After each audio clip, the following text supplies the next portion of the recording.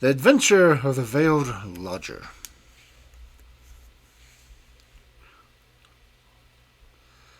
When one considers that Sherlock Holmes was in active practice for 23 years, and that during 17 of those I was allowed to cooperate with him and to keep notes of his doings, it will be clear that I have a mass of material at my command. The problem has always been not to find, but to choose. There is among rows of yearbooks which fill half of a shelf, and there are the dispatch cases filled with documents, a perfect quarry for the student, not only of crime, but of the social and official scandals of the late Victorian era. Concerning these latter, I may say that the writers of the agonized letters who begged that the honor of their families or reputation of famous forebears may not be touched, have nothing to fear. The discretion and high sense of professional honor, which have always distinguished my friend, are still at work in the choice of these memoirs, and no confidence will be abused. I deprecate, however, the strongest way the attempts which have been made lately to get at and destroy these papers. The source of these outrages is known, and if they are repeated, I have Mr. Holmes' authority for saying that the whole story concerning the politician, the lighthouse, and the trained cormorant will be given to the public. There is at least one reader who will understand. It is not reasonable to suppose that every one of these cases gave Holmes the opportunity of showing those curious gifts of instinct and observation which I have endeavored to set forth in these memoirs. Sometimes he had, with much effort, to pick up the fruit. Sometimes it fell easily into his lap. But the most terrible human tragedies were often involved in these cases which brought him the fewest personal opportunities, and it is one of these which I now desire to record. In telling it, I have made a slight change to the name and place, but otherwise the facts are as stated. One forenoon, it was late in 1896, I received a hurried note from Holmes asking for my attendance. When I arrived, I found him seated in the smoke-laden atmosphere with an elderly, motherly woman of the buxom landlady type in the corresponding chair in front of him. "This is Miss Marilow, of South Braxton," said my friend with a wave of his hand. "Miss Marilow does not object to tobacco, Watson, if you wish to indulge in your filthy habits. Mrs. Marilow has an interesting story to tell which may lead to further developments in which your presence may be useful." "Anything I can do." "You understand, Miss Marilow, that if I come to Miss Rhonda, I should prefer to have a witness. You will make her understand that before we arrive." "God bless you, Mr. Holmes," said our visitor. "She is that anxious to see you that you might bring the whole parish at your heels." "Then we shall come early in the afternoon. Let us see that we have our facts correct before we start. If we go over them, it will help Dr. Watson to understand the situation. You say that Mrs. Rhonda has been your lodger for 7 years, and that you have only once seen her face." "And I wish to God I had not," said Miss Marilow. "It was, I understand, terribly mutilated." "Well, Mr. Holmes, you would hardly say it was a face at all. That's how it looked. Our milkman got a glimpse of her once peeping out the upper window and dropped his tin and the milk all over the front garden. That is the kind of face it is. When I saw her, I happened on her unawares. She covered it quick, and then she said, 'Now, Miss Marilow, you know at last why I never raised my veil.'" "Do you know anything of her history?" "Nothing at all." "Did she give references when she came?" "No, sir, but she gave hard cash, and plenty of it. A quarter's rent right down on the table in advance, and no arguing about terms. In these times a poor woman like me can't afford to turn down a chance like that." did she give any reason for choosing your house? Mine stands well back from the road and is more private than most. Then again, I only take the one, and I have no family of my own. I reckon she had tried others and found that mine suited her best. It's privacy she is after, and she is ready to pay for it. You say that she has never shown her face from the first to the last, save on the one accidental occasion. Well, it is a very remarkable story, most remarkable, and I don't wonder that you want it examined. I don't, Mr. Holmes. I am quite satisfied so long as I get my rent. You could not have a quieter lodger, and one who gives less than trouble. And what has brought matters to a head? Her health, Mr. Holmes. She seems to be wasting away, and there's something terrible on her mind. Murder, she cries, murder! And once I heard her, you cruel beast, you monster, she cried. It was in the night, and it rang fair through the house and sent shivers through me. So I went to her in the morning. Mrs. Rhonda, I says, if you have anything that is troubling your soul, there's the clergy, I says, and there's the police. Between them you should get some help. For God's sake, not the police, says she, and the clergy can't change what is past, and yet, she says, it would ease my mind if someone knew the truth before I died. Well, says I, if you won't have the regulars, there's this detective man that we read about, begging your pardon, Mr. Holmes, and she jumped at it. Well, that's the man, says she. I wonder, never thought of it before. Bring him here, Mrs. Murdo, and if he won't come, tell him I'm the wife of Rhonda's Wild Beast Show. Say that, and give him the name Abbess Pava. Here it is as she wrote it, Abbess Pava. That will bring him, if he's the man I think he is. And it will, too, remarked Holmes. Very good, Mrs. Marlowe. I should like to have a little chat with Dr. Watson. That will carry us on till lunchtime. About 3 o'clock you may expect us at your house in Brixton. Our visitor had no sooner waddled out of the room, no other verb can describe Miss Marlowe's method of progression, than Sherlock Holmes threw himself with fierce energy upon a pile of commonplace books in the corner. For a few minutes there was a constant swish of the leaves, and then with a grunt of satisfaction he came upon what he sought. So excited was he that he did not rise, but sat upon the floor like some strange Buddha, with legs crossed, the huge pile of books all around him, and one open on his knees. The case worried me at the time, Watson. Here are my marginal notes to prove it. I confess that I could make nothing of it, and yet I was convinced that the coroner was wrong.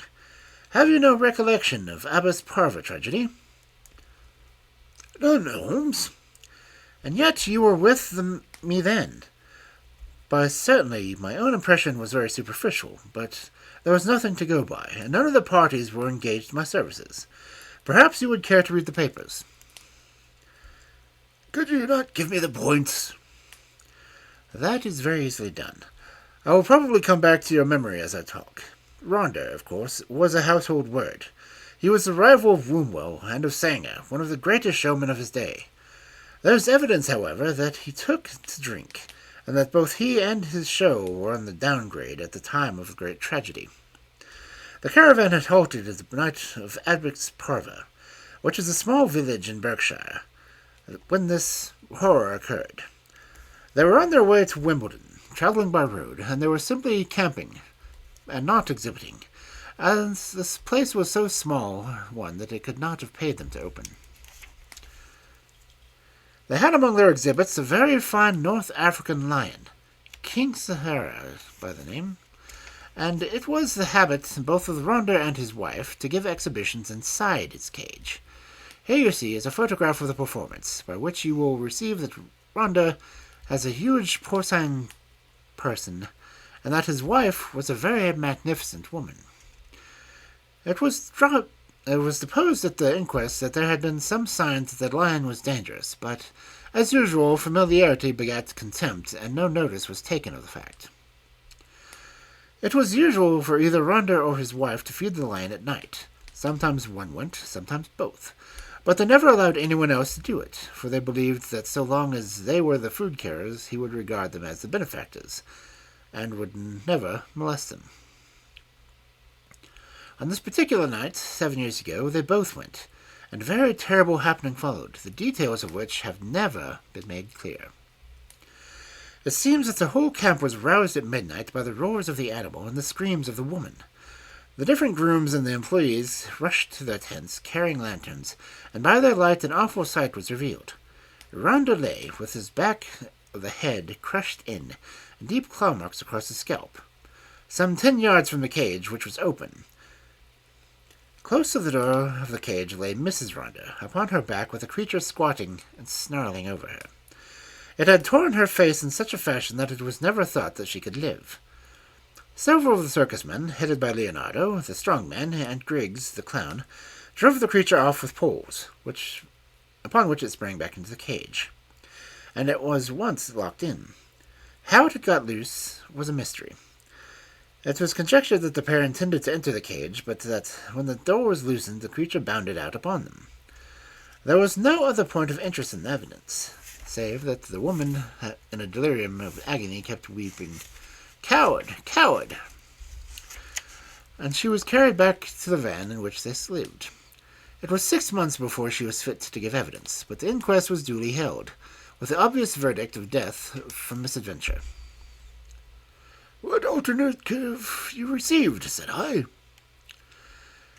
"You may well so, and yet there were 1 or 2 points which worried young Edmonds, the Berkshire constabulary, a smart lad. He was sent a letter to Allahabad. That was how I came into the matter, for he dropped it and smoked a pipe or two over it." "A thin, yellow-haired man." "Exactly. I was sure you would pick up the trail presently." "But what worried him?" "Well, we were both worried. It was so difficult to reconstruct the affair. Look at it from the lion's point of view. He is liberated. What does he do? He takes 6 bounds forward, which brings him to Rhonda.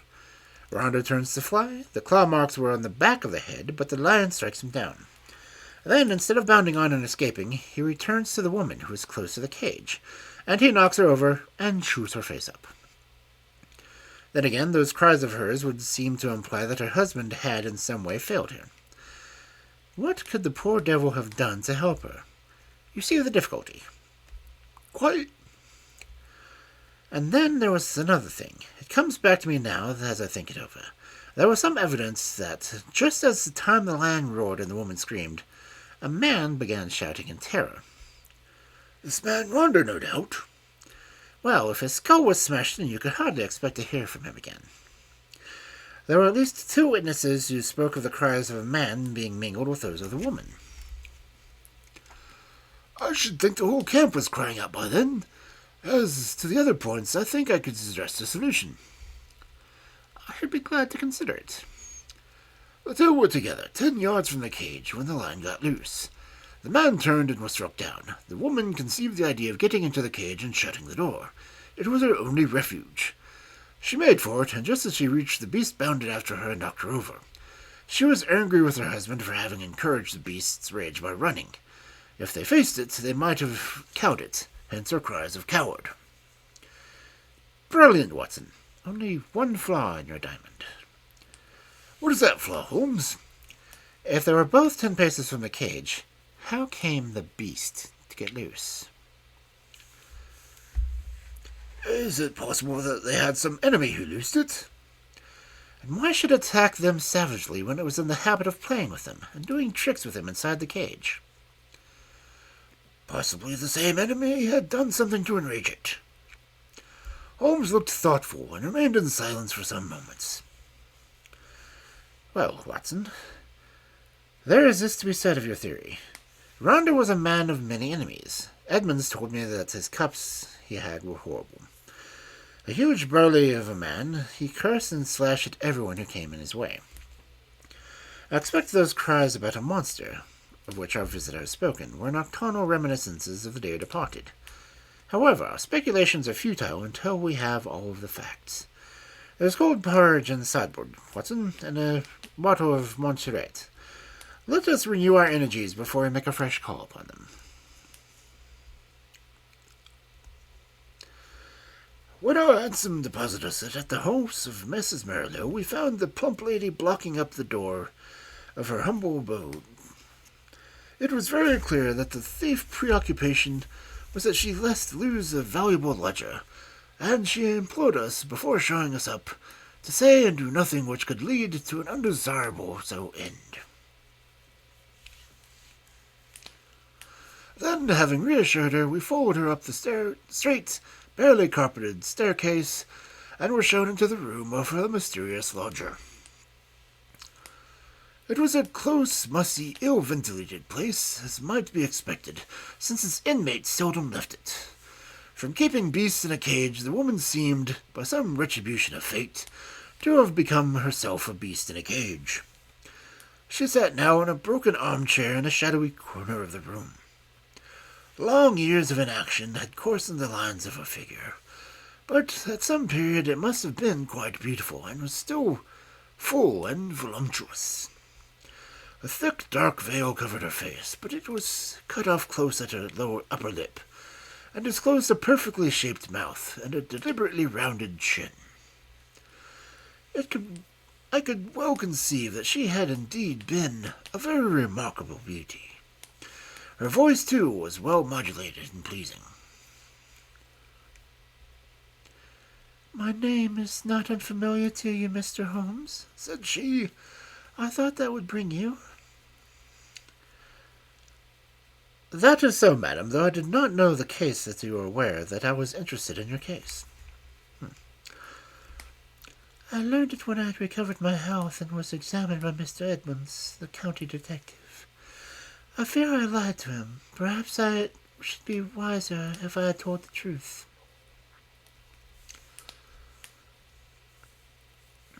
"It is usually wiser to tell the truth, but why did you lie to him?"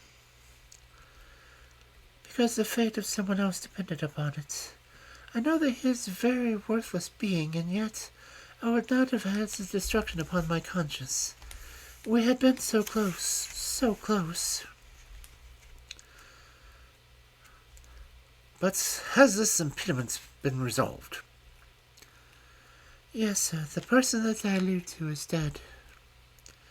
"Then why should you not tell now the police everything you know?" "Because there is another person to be considered. That other person is myself. I could not stand the scandal and publicity which it should come from a police examination. I have not long to live, and I wish to die undisturbed. And yet I wanted to find one man of judgment to whom I could tell my terrible story, so that when I am gone all might be understood." "You compliment me, madam. At the same time, I am a responsible person. I do not promise you that when you have spoken, I may not myself think it is my duty to refer the case to the police." "I think not, Mr. Holmes. I know your character and methods too well, for I have followed your work for some years. Reading is the only pleasure which fate has left me, and I miss little which passes in the world. But in any case, I will take my chance of the use which you may make of my tragedy. It will ease my mind to tell it." "My friend and I will be glad to hear it." The woman rose and took from a drawer a photograph of a man. It was clearly a professional acrobat, a man of magnificent physique, taken from the huge arms folded across his swollen chest, and a smile breaking from under his heavy mustache. A self-satisfied smile of a man of many conquests. "That is Leonardo," she said. "Leonardo, the strong man who gave evidence?" "The same. And this is my husband." It was a dreadful face, a human pig, or rather a human wild boar, for it was as formidable as it was bestial. One could imagine that the vile mouth champing and foaming at its rage, and one could conceive those small, vicious eyes darting pure malignancy as they looked forth upon the world. Ruffian, boy, beast, it was all written on that heavy jowled face. Those two pictures will help you, gentlemen, to understand the story. I was a poor circus girl brought up on the sawdust and doing springs through the hoop before I was 10. When I became a woman, this man loved me, if such lust can be his cold love, and in an evil moment I became his wife. From that day I was in hell, and he the devil who tormented me. There was no one in the show who did not know of his torment. He deserted me for others. He tied me down and lashed me with his riding whip when I complained. They all pitied me and they all loathed him, but what could they do?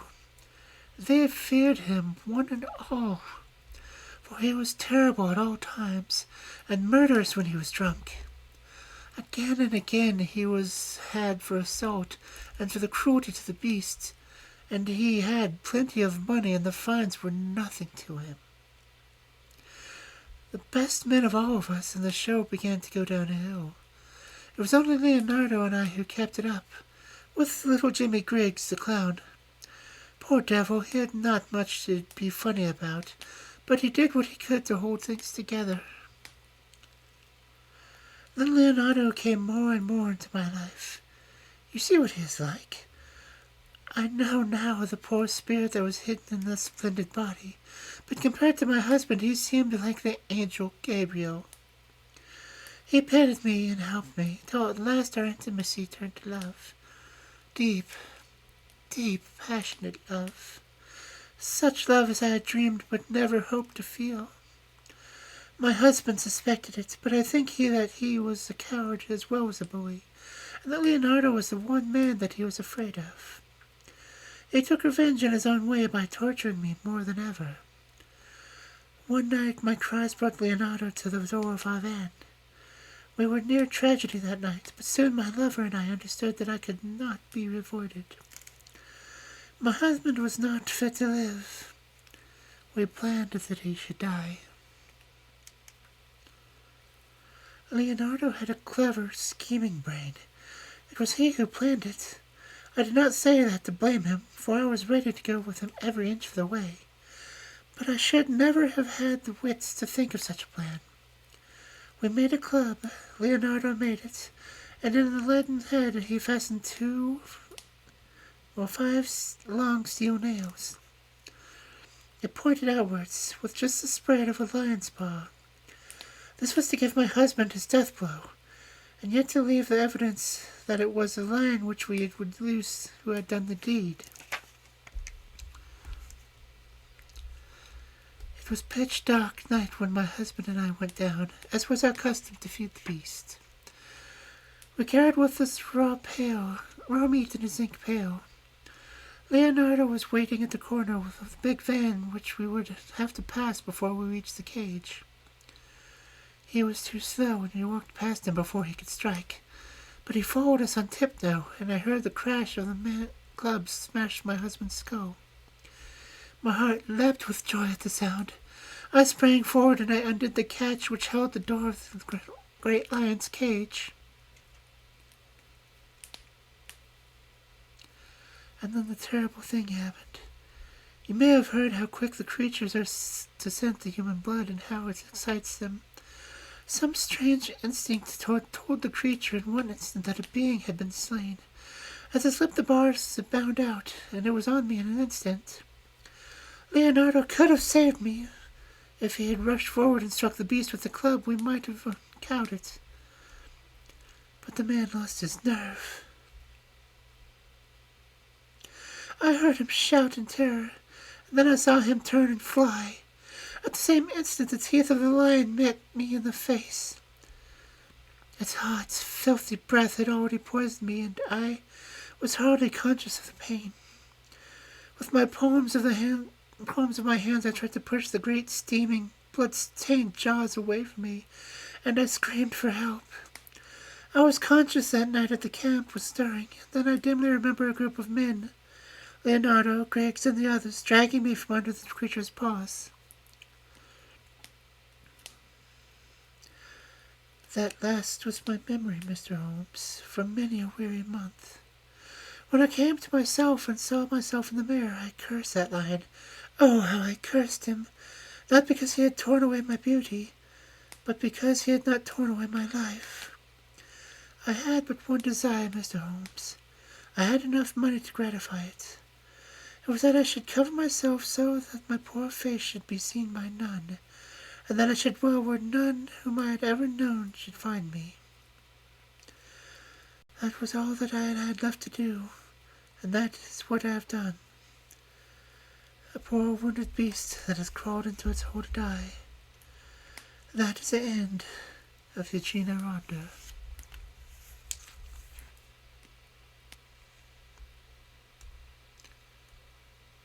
We sat in silence for some time after the unhappy woman had told her story.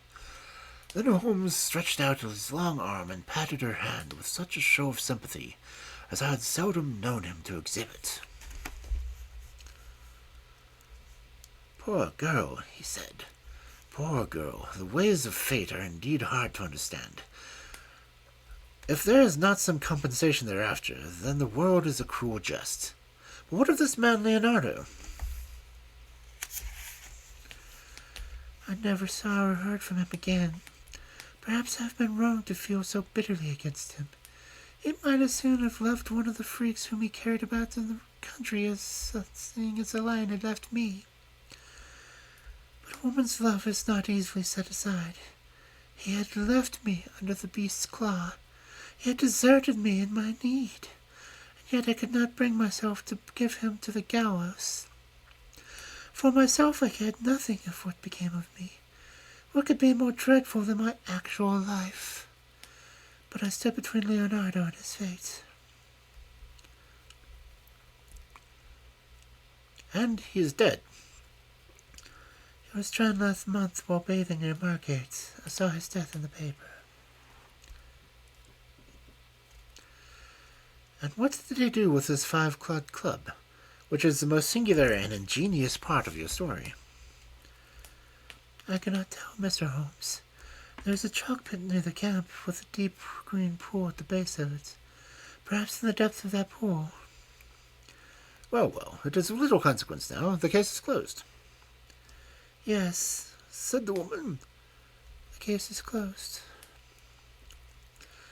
We had risen to go, but there was something in the woman's voice which arrested Holmes's attention. He turned swiftly upon her. "Your life is not your own," he said. "Keep your hands off of it."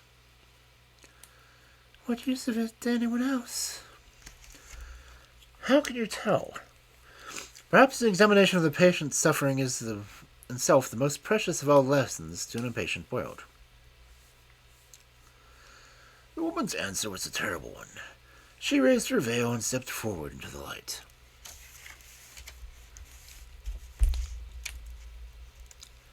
"I wonder if you could bear it," she said. "It was horrible.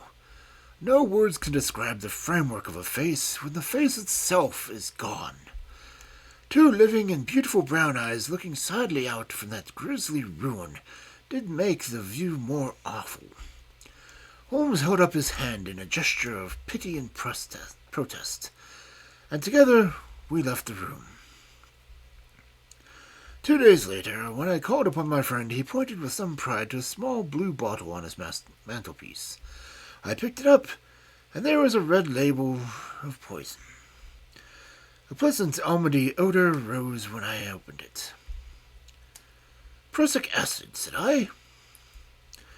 "Exactly. It came by post. I send you my temptation. I will follow your advice." "That was the message, I think, Watson." We can guess the name of the brave woman who sent it."